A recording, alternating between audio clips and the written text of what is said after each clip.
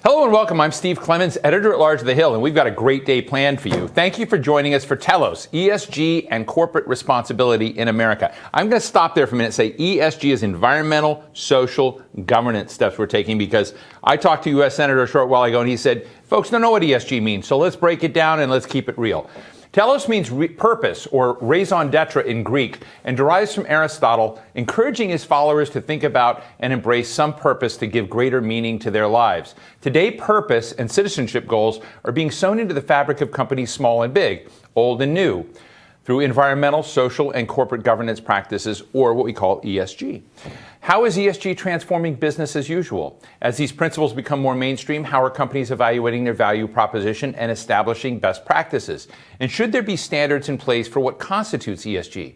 Our first hour is going to attempt to define ESG and explore why it's so important and what companies are doing and still can do to achieve this kind of purpose. Our second hour will look at how we measure ESG practices and the key components of a successful ESG strategy. Finally, we've got a third hour for you, and that's going to be a special deep dive into the world of electric trucks and the road to zero emissions. And it's going to be a cool hour. I love that topic, and this is going to be a big topic that we continue to explore beyond today at The Hill and several other parts as well. I'd like to thank our sponsors, Walmart and the Environmental Defense Fund, for their support of today's event. Have a fantastic lineup of speakers joining us, including senators, CEOs, House members, advocates, across the board. Before we get underway, a few housekeeping notes. You can tweet us at The Hill Events using the hashtag TheHillESG.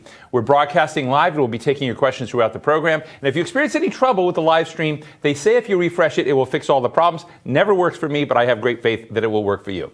My first guest today was elected last year as the first Latino president of the Sierra Club. We all know the Sierra Club. It's the nation's oldest and largest environmental organization. It's super big, with 3.8 million members and supporters in 64 chapters across the United States. Ramón Cruz, it's great to see you. I've been a Sierra Club member for forever, and I was just talking to a group of leaders, both environmental NGOs, but also folks in the business community. Sierra Club deals across the realm, of everything, as we just found out yesterday, from nuclear issues to, environmental sustainability.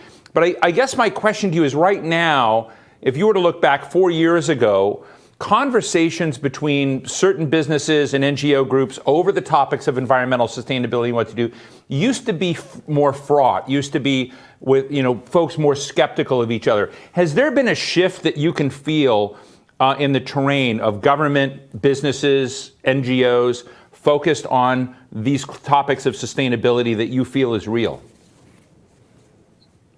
Well, thank you. Thanks first for The Hill, and to you, Steve, for the invitation to address your audience today, and thanks for the audience for tuning in.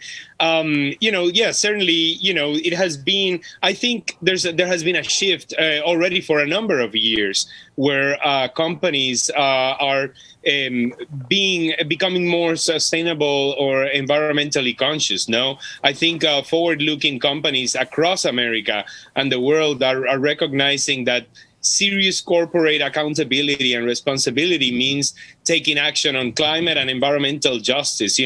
For example, we have great partnerships with Seventh Generation, with Patagonia, that points towards that. And these companies recognize that the climate crisis is real, is accelerating, and requires them to rethink everything about their supply chains, energy sources, and business practices. And they also realize that they need to reflect and attract all of America, young and old, white, black, Latino, indigenous, as their customers, as their employees and partners, if they want to succeed in a changing society. So these companies also realize that they need to use their voices to demand action on our most significant problems, and that is the climate crisis, addressing the climate crisis.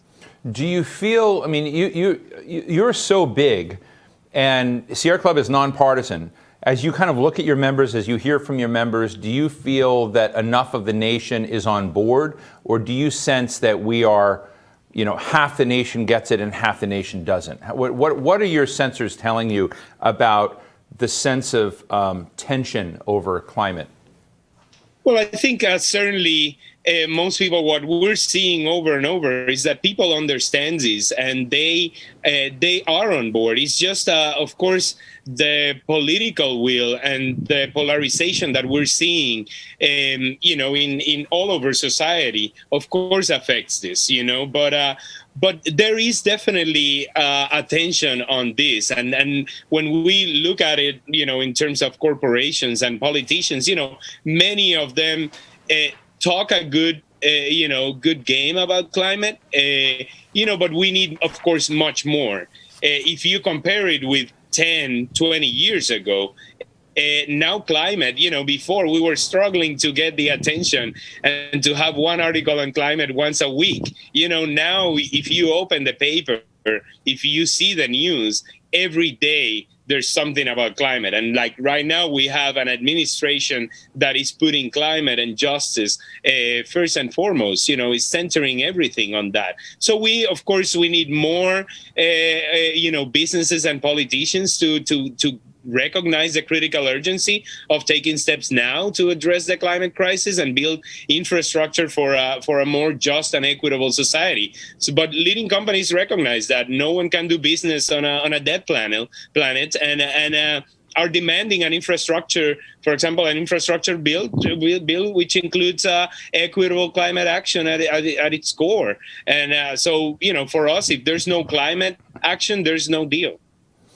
We're going to have in the first bit of November the next step in the climate global climate coordination with the Glasgow Summit COP26, and I'm interested in whether you think the United States has done its part yet and has put together a portfolio there that's good enough.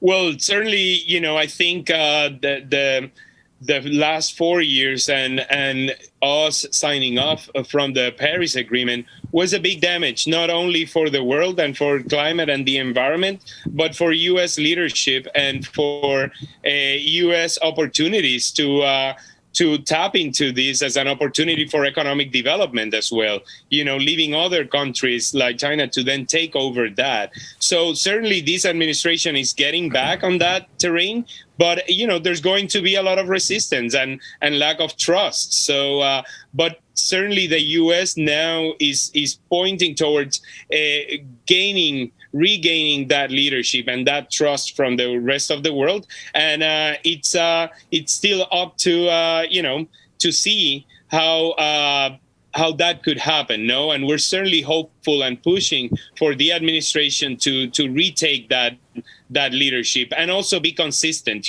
We have to not only have a good talk, but also in terms of actions. And that has to start with having a substantial infrastructure bill, for example, that would have the U.S. gain back, come back to lead the world, and also to, revamp our infrastructure, go to technologies that are representative of the 21st century, not with technologies that were from the 1800s, like coal technology, for example, or any fossil fuel and extractive technology. So we now have the technology, and we have the expertise. We need bold political action to achieve that. Well, Ramon, I hope you will come back, because this is the beginning of a conversation. This is a toe in the door. There's so much to discuss, that you raised, and I really appreciate you helping to start and kick our conversations about ESG and climate sustainability off. Ramón Cruz, president of the Sierra Club, thank you so much for joining us today. Thanks to you, and have a great day. And I look forward to come back and talk more with you, Steve. Thanks so much. Excellent.